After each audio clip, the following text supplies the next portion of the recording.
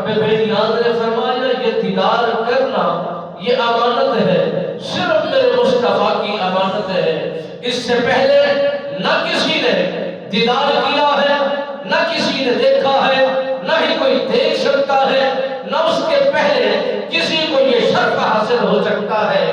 اس دیدار کی افتتاح میرے محبوب فرمائیں گے، میرے نبی سرکار کریں گے، اور پھر نبی رحمت فخر موجودات صلی اللہ علیہ وآلہ وسلم سرکار نے فرمایا مجھے سیر کرائی گئی مسجد حرام سے لے کر مسجد اقصی کی طرف، اور مسجد اقصی سے لامکانوں کی سیر کرائی گئی۔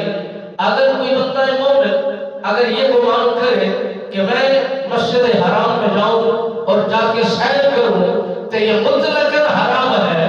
یہ لفظ استعمال کرنا، بولنا امتی کے لیے حرام قرار پاتا ہے۔ اگر مسجد حرام کا ارادہ نہ کیا جائے، کسی بھی مسجد کا انتخاب کیا جائے، اس نظریے سے جایا جائے کہ میں مسجد میں جا کر سیر کروں گا، مسجد میں جا کر وہاں پر گھوموں گا اور سیر و تفریح کروں گا، تو یہ مسلمان کے لیے حرام ہے۔ مسجد کے تقدس کو پامال کرنے کا یہ انداز ہے۔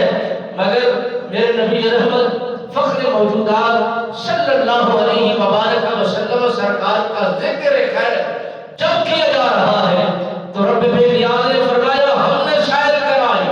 کہاں سے؟ مسجد حرام سے لے کر مسجد اقصی سے اقصی تک، اور مسجد اقصی سے لے کر سدرۃ المنتہا تک، یہ ہم نے لامکانوں کی اپنے محبوب کو سیر کرائی۔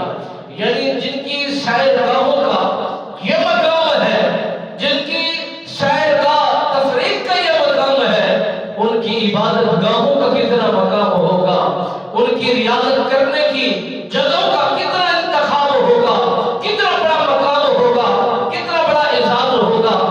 میرے نبی رحمت فخر موجودات صلی اللہ علیہ وآلہ وسلم سرکار کا مزاج مبارک تھا، آپ کی طبیعت تھی، آپ کی عادت مبارکہ تھی کہ ہر روز ہر رات دن رات آپ اپنی امت کے لیے رو کرتے تھے، آنکھوں سے آنسو بہایا کرتے تھے، نیر بہا بہا کر فریادیں کیا کرتے تھے۔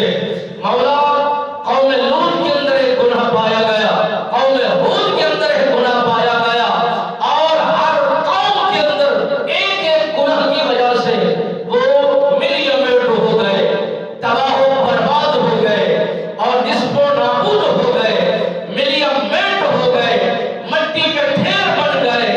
میرے نبی رحمت سرکار نے تمام قوموں کے اور تمام انبیاء کے ہلاک